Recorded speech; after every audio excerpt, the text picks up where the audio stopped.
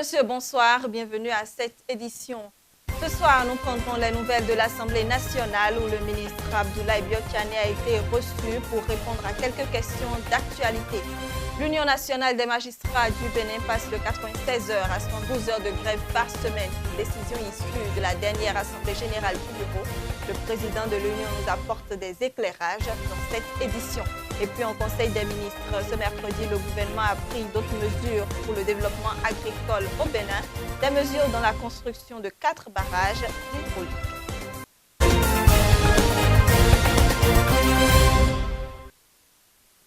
Les travaux de réfection des voies se poursuivent toujours à Parakou, une réfection qui parfois perturbe la quiétude de la population.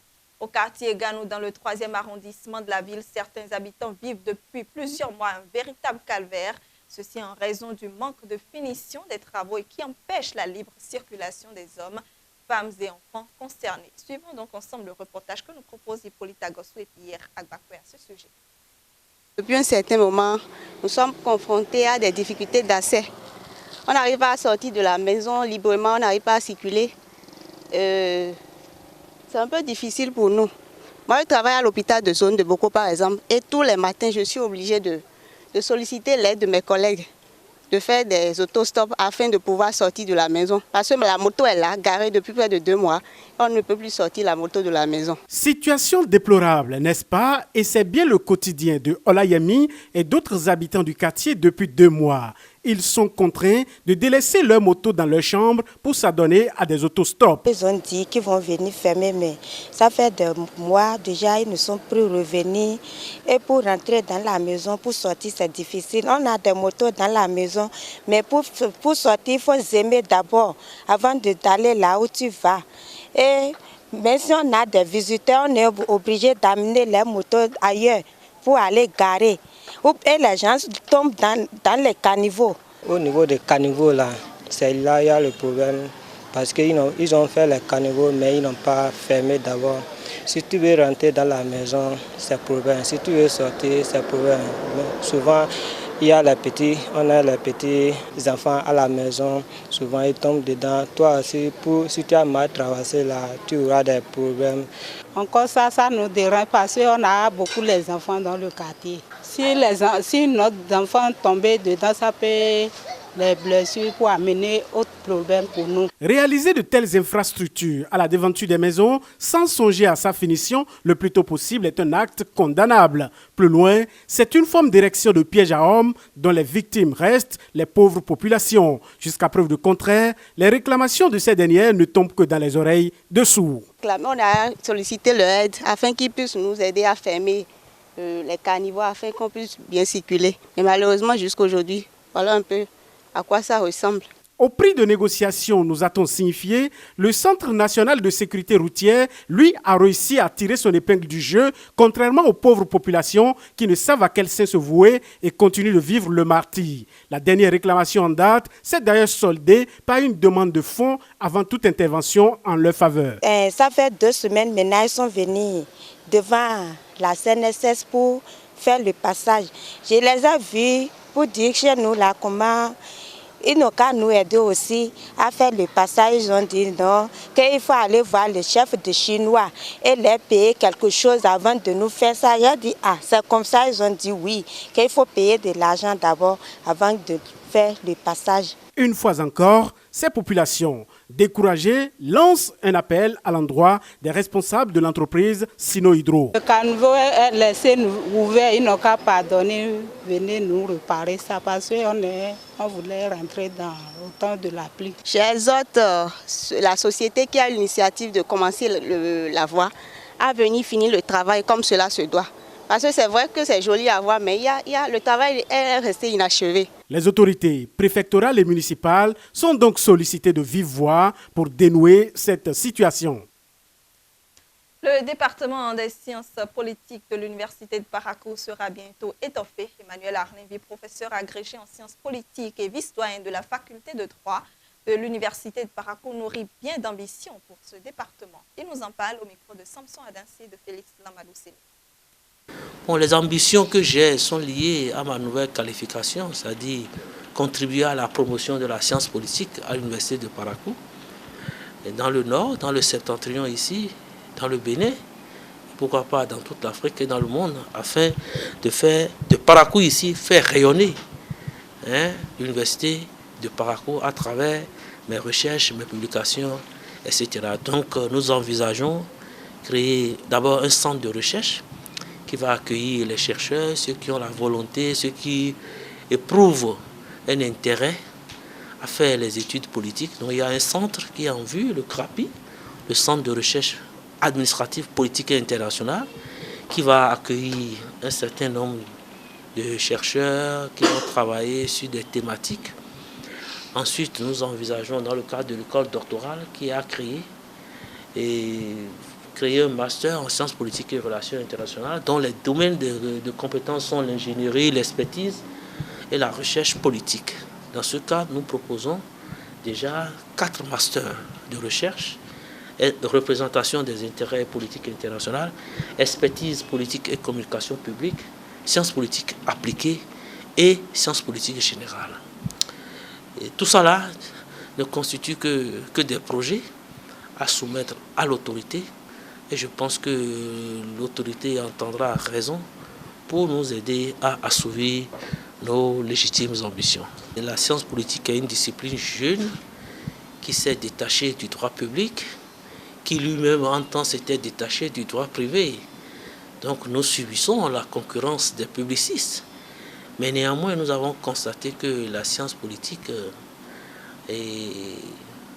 a beaucoup d'intérêt. Vous savez, au concours cette année, la science politique a donné 100%. J'étais le seul candidat au milieu d'une pléthore de candidats et j'ai essayé de tirer mon épingle du jeu.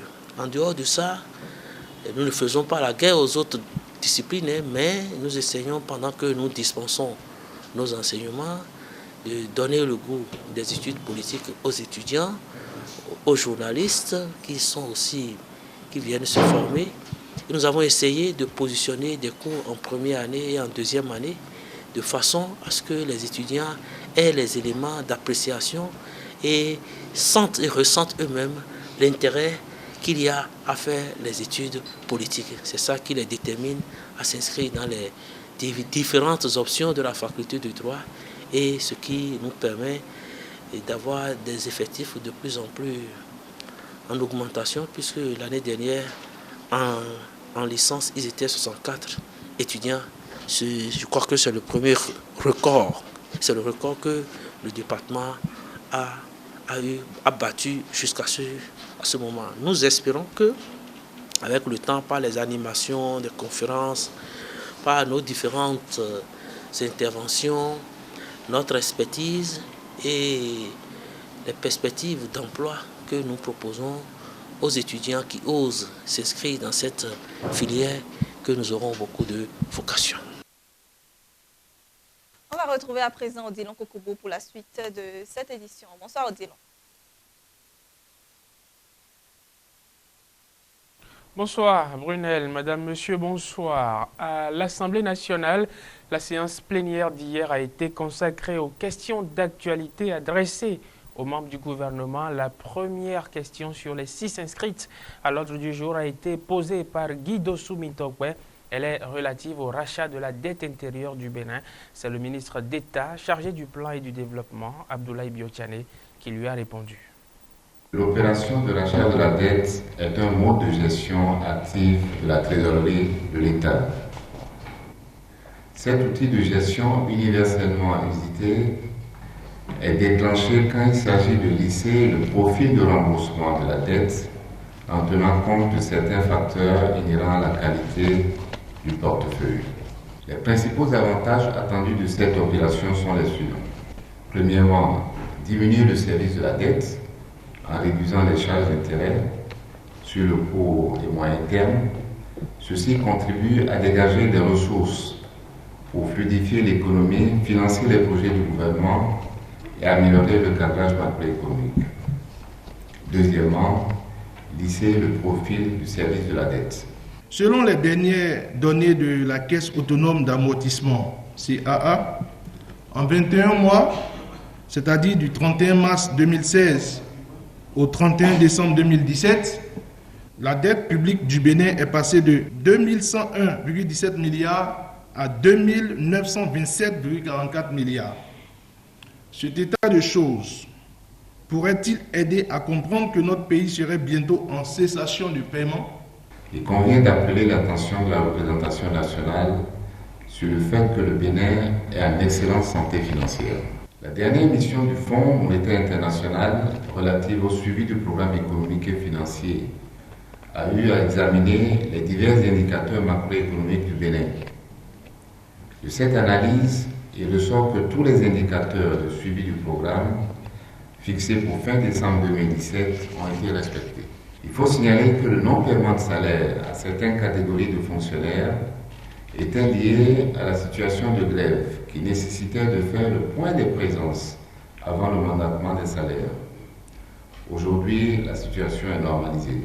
En outre, il faudrait ajouter que depuis la prise de fonction du gouvernement en avril 2016, tous les salaires, pensions et bourses, sans exception, sont régulièrement payés et à bonne date, ce qui traduit qu'il n'y a pas de difficulté de trésorerie. Quelles étaient les relations d'affaires entre M. Patrice Talon et la société SGI Bénin avant qu'il ne soit président de la République? La SGI Bénin a été créée en 1996 sur l'initiative de la Chambre de commerce et d'industrie du Bénin et des opérateurs économiques béninois, dont M. Patrice Talon. Les actions détenues par M. Patrice Talon, qui représentait 5% du capital de la SGI, ont été transférées à la Société de financement et de participation SFP depuis 1999. Aux représentants du gouvernement, je voudrais dire mes remerciements pour cet essai de réponse, même si je dois avouer que je n'ai aucunement été convaincu par la position du gouvernement. Le refinancement de notre dette bancaire sur les marchés financiers ou au niveau des hedge funds comporte d'énormes risques. Nous pouvons citer par exemple les fonds vautours, qui depuis une décennie font de l'Afrique leur terrain favori. Je voudrais à ce niveau de mon intervention, Monsieur le Président, exhorter notre Parlement à prendre des mesures efficaces contre les fonds d'investissement spéculatifs, car des pays dont l'économie est plus solide que le nôtre, l'exemple de la Belgique, ont fait voter des lois pour mieux encadrer les emprunts souverains ou des actions contre les fonds vautours. Entre autres communications présentées au début de la séance plénière d'hier, il y avait les lettres du procureur de la Cour d'appel de Cotonou demandant la levée d'immunité parlementaire des députés Mohamed Atao Renouho, Idrissou Bako et Valentin Dianotin Agossou. Il faut ajouter également 3 autres lettres demandant la poursuite devant la Haute Cour de justice des ministres Aboubakar Yaya, Komi Kouché et Valentin Dianotin Agossou. Écoutons le président de l'Assemblée nationale. Vente de médicaments falsifiés, fourniture, offre de fourniture, trafic de produits médicaux ne remplissant pas les exigences de conformité, association de malfaiteurs et blanchiment de capitaux. Lettre numéro 030-C barre PGCA Cotonou du procureur général au président de l'Assemblée demandant la poursuite de notre collègue Idrissou Bako, à qui il reprocherait des infractions de corruption, d'abus de fonction, d'enrichissement illicite et blanchiment de capitaux. La lettre numéro 028-C PGCA CA-Cotonou du procureur général de la Cour d'appel demandant la levée de l'immunité parlementaire de notre collègue Dianotin Agossou Valentin, à qui il reprocherait des infractions de détournement de deniers publics, de corruption, d'abus de pouvoir, de délit d'initié. L'article 90 dit dans quel cas l'immunité parlementaire peut être levée. L'article 70 dit également dans quel cas, et l'article 111 du règlement intérieur dit la procédure qui doit être adoptée. Nous devons désigner, mettre en place une commission spéciale. Cette commission spéciale est présidée par un membre du bureau de l'Assemblée nationale. Elle a pour rapporteur le président de la commission des lois ou à défaut un rapporteur de la dite commission et siège en son sein un représentant de chaque groupe parlementaire. Lorsque nous aurons eu l'ensemble de ces désignations, nous saisirons la plénière pour qu'elle vote sur la composition de la commission afin que la commission puisse se mettre au travail. Monsieur Aboubakar Yaya, ancien membre du gouvernement, Monsieur Komi Konché, ancien membre du gouvernement, et Monsieur Valentin Djelotin, en sa qualité d'ancien membre du gouvernement. La procédure devant la Haute Cour de justice est décrite par la Constitution en son article 137, alinéa 2, qui dit que la décision de poursuite est votée à la majorité des 2/3 des députés composant l'Assemblée nationale, selon la procédure prévue par le règlement intérieur. Article 186.1, la décision de poursuite des membres du gouvernement est votée à la majorité des 2/3 des députés composant l'Assemblée nationale au scrutin public et secret à la tribune. Les députés qui sont membres de la Haute Cour de justice ne prennent part ni au débat ni au vote sur la poursuite. C'est l'article 15-4 de la loi organique.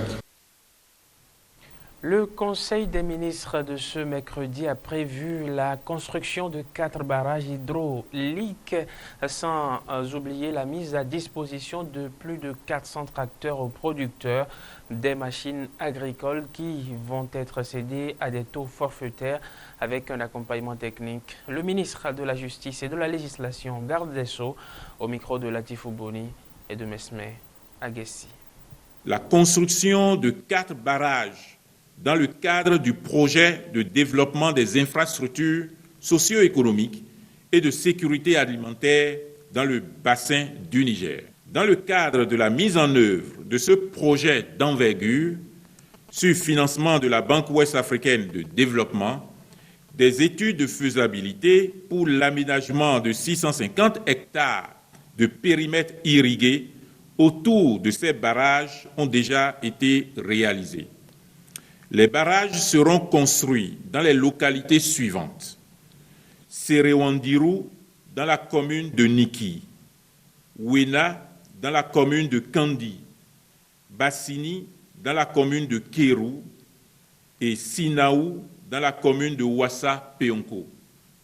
Le volume total d'eau à drainer est de 8 200 000 mètres cubes et les périmètres à irriguer est de 169 hectares. L'indemnisation des personnes affectées est un préalable à la réalisation des travaux. C'est pourquoi, en approuvant cette communication du ministre de l'Eau et des Mines, le Conseil l'a instruit à l'effet d'accomplir toutes les diligences nécessaires pour la conduite à terme des travaux. La mise à disposition de 480 kits de tracteurs sur les 500 acquis au profit de l'Agence de développement de la mécanisation agricole. Cette agence avait acquis 500 kits de tracteurs, dont 20 seulement ont pu être cédés au prix unitaire de 15 500 000 francs CFA. Fidèle à son objectif de renforcement des capacités de production du monde agricole, le gouvernement a décidé de procéder à la cession à coût réduit des 480 kits restants.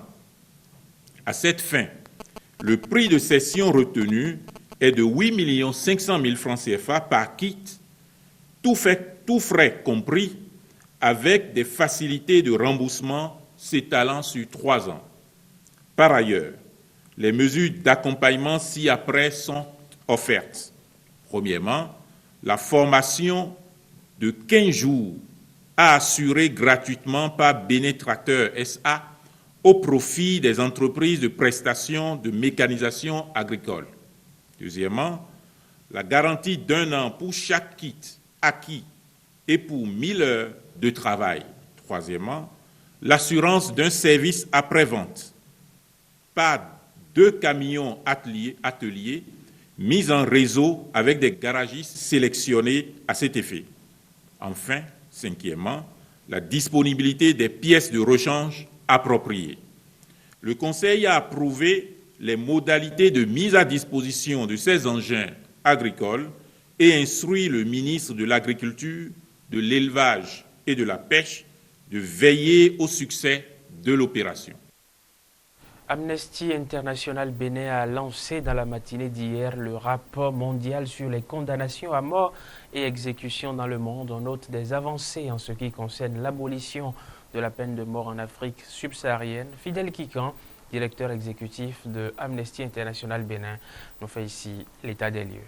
Nous avons lancé notre rapport mondial sur les condamnations et les exécutions dans le monde. Nous avons constaté à travers ce rapport que l'Afrique subsaharienne a fait un bond qualitatif parce que nous sommes à peu près aujourd'hui sur 20 États qui ont définitivement aboli pour tous les crimes la peine de mort en Afrique subsaharienne. Le dernier État en date, c'est la Guinée qui a pris un code pénal qui a complètement aboli la peine de mort. L'autre avancée, c'est que sur tous les plans statistiques, l'année 2017 aura été une année d'humanisation de l'humanité finalement, parce que nous avons plus d'États maintenant qui sont engagés, soit en droit ou en pratique, contre la peine de mort, exactement 142 États qui sont contre la peine de mort actuellement. Nous avons moins d'exécutions en 2017, on a autour de 993 exécutions, alors qu'en 2016, nous avions 1032 exécutions et qu'en 2015, on avait battu le record à plus de 1600 exécutions dans le monde. Ça veut dire que nous avons fait des avancées. Au niveau des condamnations, c'est-à-dire qu'il faut faire la différence entre les exécutions et les condamnations. Au niveau des condamnations, nous avons aussi connu des avancées notables parce qu'on était autour de 3100 l'année dernière, on n'en est qu'autour de 2600 à peu près pour 2017. Donc pour nous, c'est un regain d'espoir pour l'humanité parce qu'on a plus de personnes qui commencent à croire à la chose. Pourtant, il reste quelques zones d'inquiétude. Les zones d'inquiétude, c'est notamment par rapport aux pays de l'Asie Pacifique, qui n'est pas pacifique que ça. Alors pour le cas du Bénin, nous sommes en joie parce que, comme vous le savez, le 21 février 2018, le gouvernement béninois a commué la peine des 14 condamnés à mort, finalisant ainsi le processus d'abolition. Mais pour notre pays, les défis restent encore majeurs. Les défis majeurs, c'est-à-dire que l'objectif d'être un État moderne en termes de respect du droit à la vie reste encore à concrétiser parce que cet objectif fait abstraction du fait qu'on ne peut pas, dans un État moderne, condamner les personnes à perpétuité. La peine maximale qui est utilisée dans les États modernes, c'est 30 ans. Et donc, c'est un idéal, mais puisque le Bénin veut aller vers cet idéal, nous l'encourageons à avancer. Sur des questions plus pratico-pratiques, en ce qui concerne la torture, nous sommes en plaidoyer pour demander au Bénin d'aller au-delà de la commutation, donc des peines de mort, pour pouvoir réellement, dans le prochain code pénal, criminaliser la torture et criminaliser la vindicte populaire pour que les auteurs ou les instigateurs de ces actes-là, que ce soit de torture ou de vindicte populaire, soient réellement et durement poursuivis comparativement à ce qui aurait été pris comme la loi. Donc voilà des défis qui restent au Bénin, mais pour l'instant on dit bravo, mais il y a beaucoup de choses à faire. La grève des magistrats passe de 96 à 72 heures par tacite reconduction. C'est l'essentiel à retenir des propos du président de l'Union nationale des magistrats du Bénin. Il a été interrogé par Émeric Kokoupéry et Olivier Boidossou. Oui, vous savez que nous sommes en mouvement depuis pratiquement le mois de janvier. La semaine passée, le bureau exécutif a décidé de réduire le nombre de jours de grève de 5 à 3. Si bien que désormais, nous travaillons les lundis et les vendredis. La grève continue mardi, mercredi, jeudi, pas tacite de reconduction. Ce qui a motivé cette condition, d'abord, vous savez que depuis un moment, on a commencé les assises ici à Cotonou. les assises, n'est-ce pas, jugent les grands criminels. Nous avons estimé que si les grands criminels sont jugés malgré la grève, parce que c'est ce que la loi a prévu, mais alors que, n'est-ce pas, nos prisons se remplissent tous les jours, que nous sommes en grève, ça va permettre le petit délinquant aussi d'être jugé. C'est la première raison. La deuxième raison, nous avons pensé que, bon, ce serait une sorte de main tendue au gouvernement. Nous voulons montrer par là que nous sommes toujours prêts pour la négociation et que nous ne sommes pas figés sur notre position. Nous n'avons qu'un seul motif de revendication, c'est la restitution des défalcations opérées sur le salaire du mois de février. Donc on nous restitue aussi les défalcations opérées sur le salaire du mois de mars, qui nous paraît curieux, puisque dans les autres secteurs, les gens ont été payés intégralement. Dans la justice, nous sommes défalqués. Non, la balle est dans le camp du gouvernement. Si le gouvernement décide de mettre fin à la guerre aujourd'hui, ce sera fait.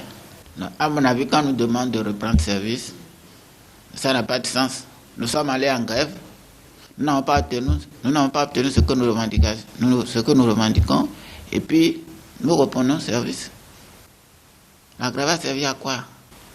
Si j'ai un appel à lancer, c'est de dire à tous les collègues, n'est-ce pas, de rester mobilisés, que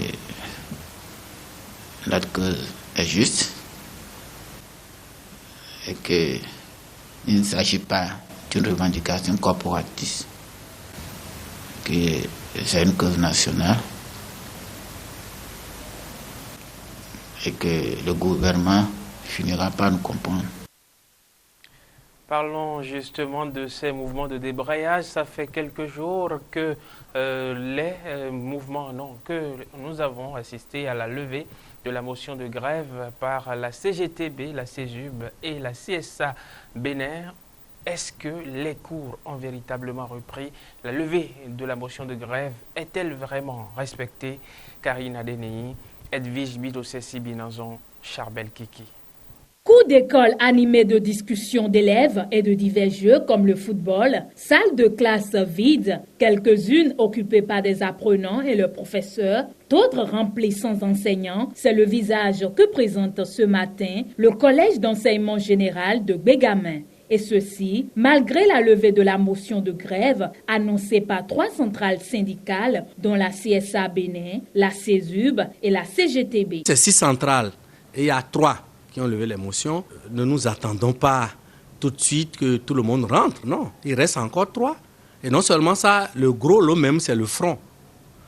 Le front des 3 autres d'enseignement qui n'a pas encore dit un mot. Mais il y a quand même reprise. Des gens ont commencé, les vacataires, il y a des vacataires qui sont là, il y a certains APE qui ont commencé. Les enfants viennent à l'école pour constater si le professeur est là ou le professeur n'est pas là. Puisque j'ai dit, chaque classe a au moins 7 professeurs. Ce n'est pas comme le cas de l'école primaire. Les enseignants, bon, vous savez, ce ne sont pas des mécaniciens, c'est des professionnels. Donc ils savent comment on va tout faire pour que quand tout est bon, on va conduire l'année à terme. Des cours qui peinent à reprendre normalement, nonobstant la présence des enseignants vacataires. Chez nous, tous les professeurs sont venus, sauf le monsieur de français. Mais notre philo nous a dit que ça fait à lundi. Le professeur de maths est venu. Après le professeur de maths, le professeur des SVT est venu. Les grèves ne sont pas terminées. Aujourd'hui, j'ai fait EPS, mais je devais faire le cours de 10h à midi. Mais malheureusement, le professeur n'était pas là. Le lundi, j'ai fait toute la journée, mais le mardi, je n'ai fait aucun cours. Ça nous rend paresseux. Le fait de rester à la maison et de ne rien faire. Il y a certaines classes qui ne sont pas en train de faire les cours. Et il y a notre monsieur de PS qui est venu aujourd'hui ce matin. Et puis on a fait cours. On ne sait pas si demain peut-être les autres peuvent venir. Entre gouvernement et enseignants contractuels, le torchon brûle toujours. Pas de satisfaction des revendications, pas de reprise des classes. Jamais nous ne sommes pas ébranlés. La motion de grève continue les 92 heures. Vous avez constaté avec moi. Les élèves viennent donc se promener et repartent. On ne peut pas prendre une motion à 7 et à 4 sans pouvoir consulter la base. On lève la motion. La base n'a pas été consultée et nous, on n'est pas d'accord. Et on sait que ce n'est pas les vacataires qui travaillent qui feront donc valider l'année. Si on nous dit que les examens sont fin juillet, on est d'accord, mais nos revendications doivent être prises en compte. En attendant la levée de la motion de grève par les autres centrales syndicales, on retient qu'ici au CEG Bégamin, certaines classes attendent toujours de se voir occupées par les professeurs. Merci à Linda Kao pour le travail de préparation de cette intervention. Mesdames et messieurs, merci de nous suivre. Le journal se poursuit avec Brunel à Parakou. Merci Odilon Kokoubou. Mesdames, Messieurs, ce sera tout pour ce soir. Merci de nous avoir reçus chez vous. Passez un très bon week-end.